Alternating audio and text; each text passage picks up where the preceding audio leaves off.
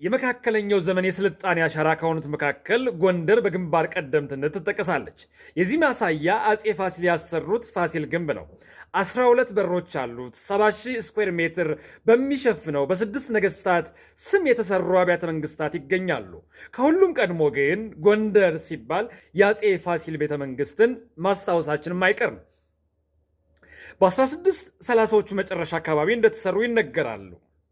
የዘመናት ፀሐይና ውርጭ ያልገደባቸው ግንቦች የተገነቡበት ጥሬ ዕቃ በአፈ ታሪክ እንደሚነገር አንዳንዶች ከእንቁላልና ከሊጥ ነው የተሰሩት ሲሉ፣ ሌሎች ደግሞ ትክክለኛ መረጃ ናቸው የሚባሉት ጅብ ዋሻ ተብሎ ከሚጠራው አካባቢ የመጣ የበረሃ ድንጋይና ኖራ ነው ይላሉ። በተጨማሪም ኖረው በለሳ አርማጭሆ አካባቢ ይመጣና ተቆፍሮ ተዘፍስፎ ለ5 ዓመት ይቀበራል። ከ5 ዓመት በኋላ ኖራ ይሆናል የሚሉም አሉ። አጼ ፋሲል በተጨማሪም ከ7 ያላነሱ ድልድዮችን ሰርተዋል።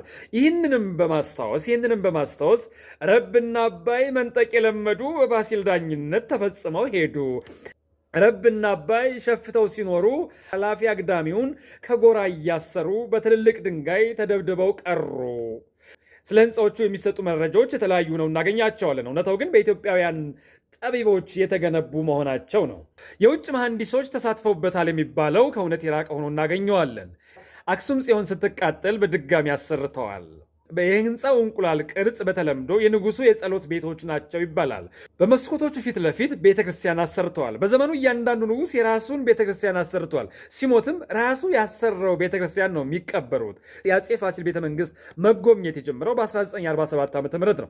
አጼ ፋሲል በወቅቱ የጉልበት ሰራተኛ በነፃ መስራት የለበትም ብለው በዓመት 1 አሞሌ ጨው ይከፍሉ ነበረ ይባላል። አጼ ፋሲል ዞብል የሚባል ፈረስ ነበራቸው አሉ። አርጅቶ ሲሞት የራሱ መቃብር አሰርተውለታል። በሳጥንም ነው አሉ የተቀበረው።